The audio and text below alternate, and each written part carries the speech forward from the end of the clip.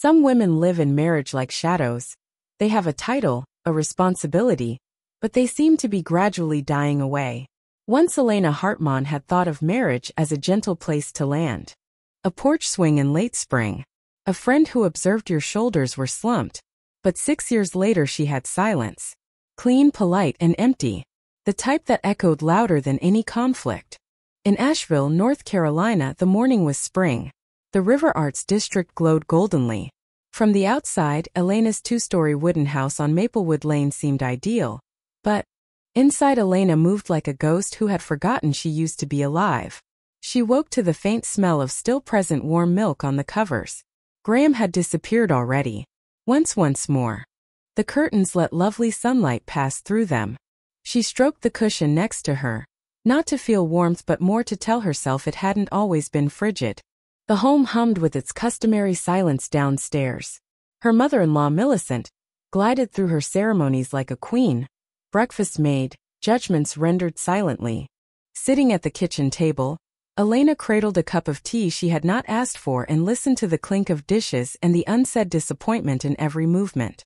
A calm, quiet, familiar voice behind her murmured, "You were talking in your sleep last night." She pivoted. Sebastian, Graham's elder brother. The type of man who left a room empty, but made the place cozier just by standing there. "You were crying," he said softly. I followed through. "Elena, what dream you were having?" She thought twice. Though his face was still, his eyes. Those eyes wait someone who knew too much and spoke too little. "Nothing. Just a dream I didn't want to leave." He lacked pressure. Gave her a gentle grip on the shoulder. For a moment just. Still, that second fractured something profoundly. Sebastian treated her less like a wife. He fixed her like a woman. She arrived home early on Sunday from a postponed client conference. It had begun to sprinkle.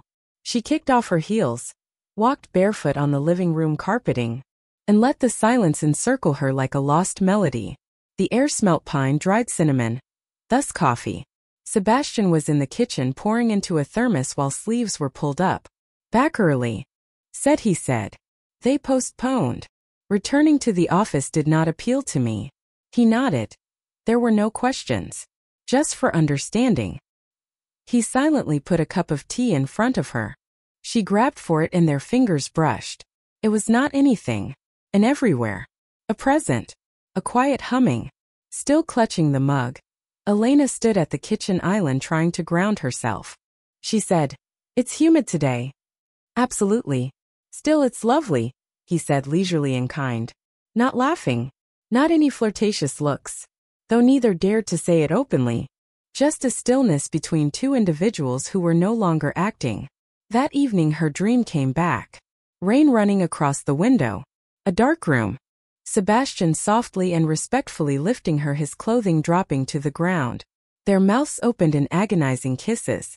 Not possessiveness, his hands stroked over her body like a prayer. Her name started to slide down his throat. "I'm here, don't be afraid. You're not alone anymore." She cried in the dream from being discovered, not from grief. Her eyes were dry when she woke. And Sebastian already in the room. "You just dreamed," he remarked. "Was it something true or sad?" She did not respond. Only turned away. Some facts seem heavier when uttered aloud. Long after Millicent retired to her bed, and the house went quiet that evening, Elena sat by herself on the balcony. She felt as though she was buried. Still, footsteps crept softly up the stairs. Sebastian appeared. He stopped talking. To dry her face, he merely turned on the light next to her and laid a soft towel in her hands. As though asking, "Are you good?" Without insisting on knowing why she wasn't. She raised her head to him. The evening air raised strands of her hair across her cheek. He reached to sweep them back automatically. He stopped though. When their hands met, he stayed not far apart. Neither does she. Time slowed. And for that instant of breathlessness, they stood in a universe where nothing else existed. Just two individuals who hadn't crossed a border, but had found the brink of it. The next days they maintained their distance. But it was respect rather than anxiety. Every movement, every glance turned into holy action. Sensible. Like glass between them that might break with the lightest of pressure. She would usually find a glass of warm milk beside her bed every evening. Nothing said here. There is no justification. He left a bit of paper next to it till one evening. For words and all. Drink a little, please. She also did. Because one person was learning to see her once more in a house she was invisible in.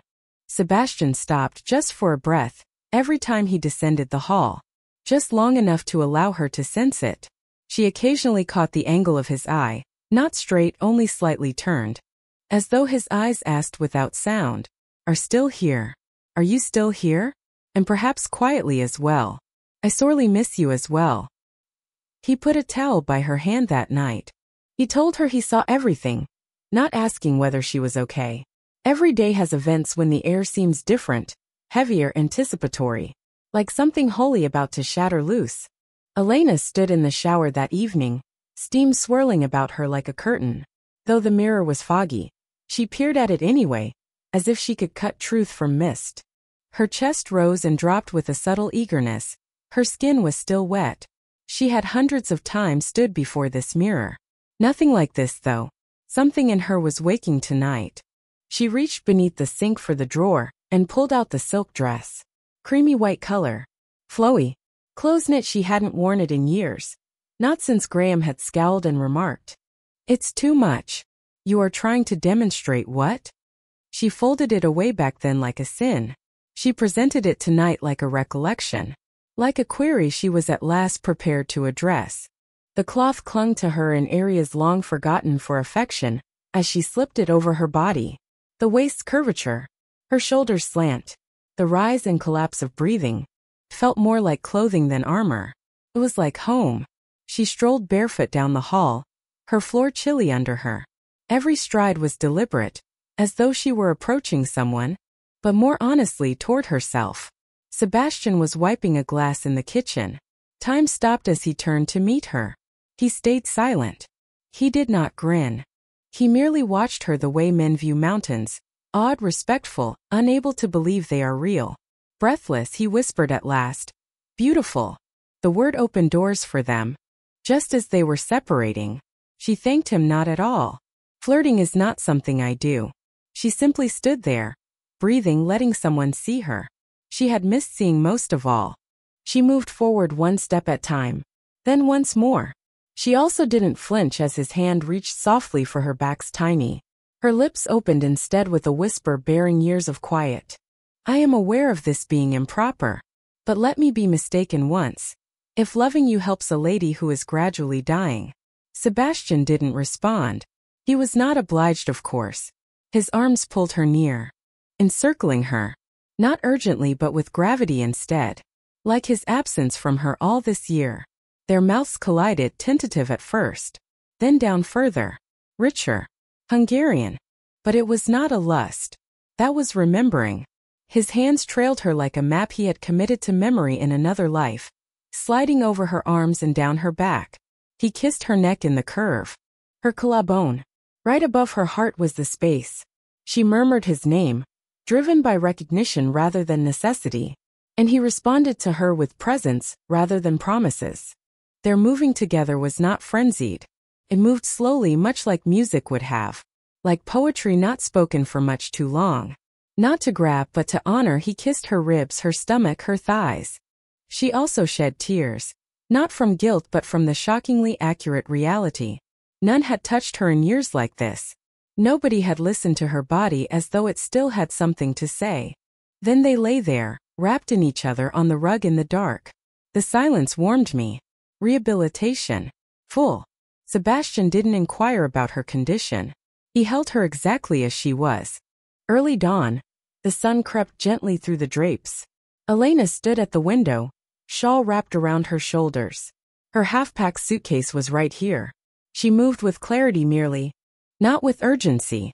She reached for a little sheet of ivory paper from the kitchen table. The pen initially shook in her palm. Still, the words arrived in release rather than in wrath. "Graham, I am not hateful of you. I simply missed my own self when I was adoring you. You handed me a house but not a home. You shared a bed but not a life. I was in need of warmth. You provided me with a regimen. I must be present. You provided me room. Silence, someone told me, is not tranquility. I am still a lady then. I am deserving of feeling that. Eventually, I hope. You will also do. Elena.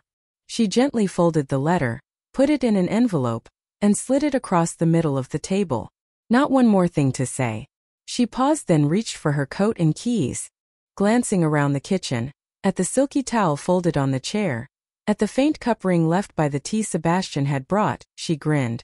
Not out of happiness. Not out of survival, but rather. Softly behind her the door clicked. She headed down with the windows open. Asheville rolled past her in blue and gold tones. Spring blossomed. Magnolia smelled like beautiful music. Like a lullaby floating around. She stopped crying. She simply let the road untangle before her like a fresh start. Elena came into a little roadside cafe with ivy twisting its stone walls. She ordered black coffee and sat by the window, her lavender journal close at reach. Couples strolled outside laughing, holding hands, kissing. She never ached seeing them for the first time. Because she no longer waited to be selected. She had made her own choice previously. She drew in a long breath. The heavens were forgiving, velvety blue. She pulled open her diary and pinned one line. Today I evolved into someone I would fall in love with. And for the first time in many years, that is sufficient.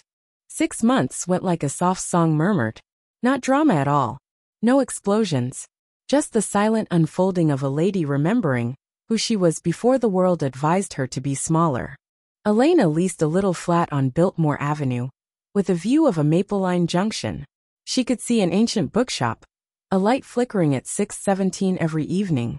And occasionally, if the wind carried right, the silver shimmer of the French Broad River from her window. She did her own painting on the walls. The bedroom should be pale lavender. For the kitchen, cream and sage, nothing spectacular.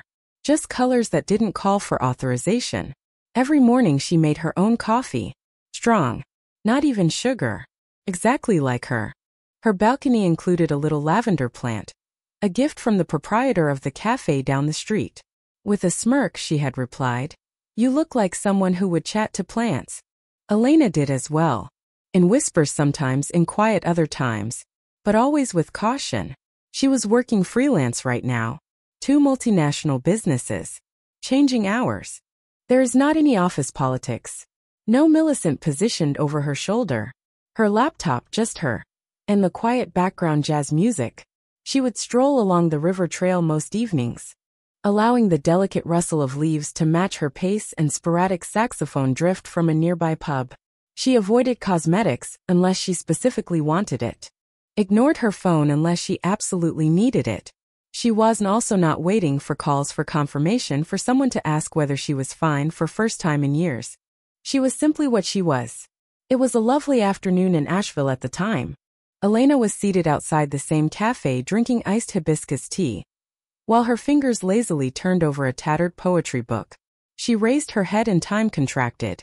Sebastian was under the maple trees across the street, sporting a charcoal suit, one hand in his pocket, and the other carrying a little bouquet of wild vegetation.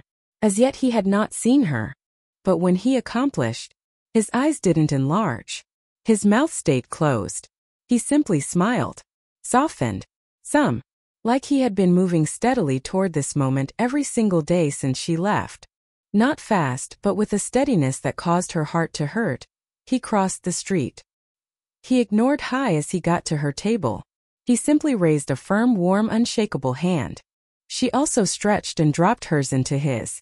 Not a decision was involved here. It was a retreading. That evening they strolled over Pack Square Park. The air carried fading heat and jasmine scent. Elena had a cream maxi dress, and her hair pulled freely at the nape.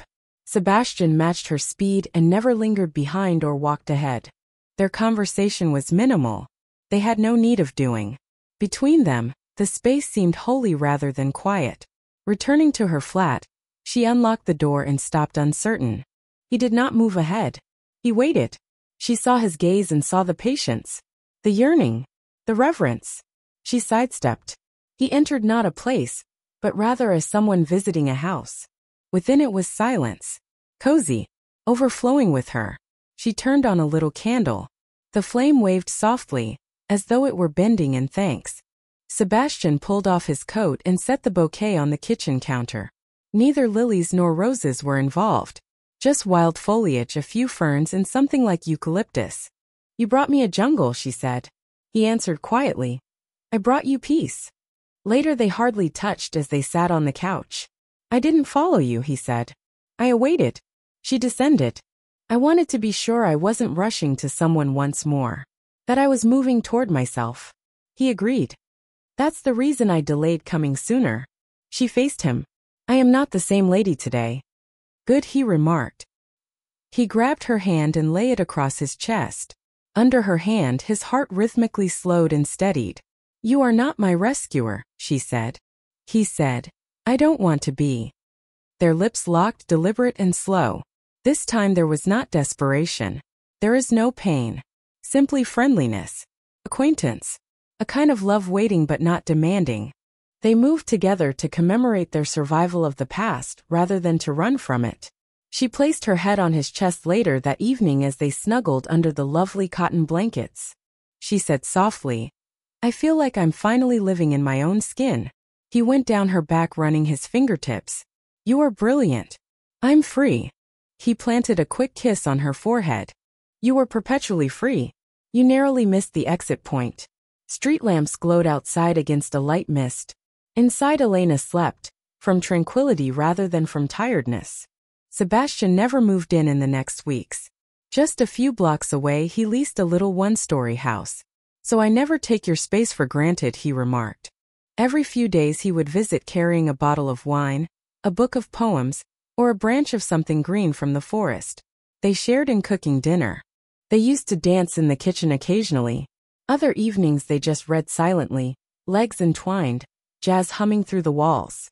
One evening, she said as she leaned into him on the balcony and watched the city breathe, do you ever worry that what we had sprang from something broken? He turned to face her and then answered, no. I believe what we experienced was exposed by something broken. She knew he was correct as well. Not always arrives love wrapped in ribbons and vows. Sometimes it comes out from ruin, quiet, consistent and absolutely holy. After the divorce papers were signed, Millicent had sent one note. I hope you discover your happiness.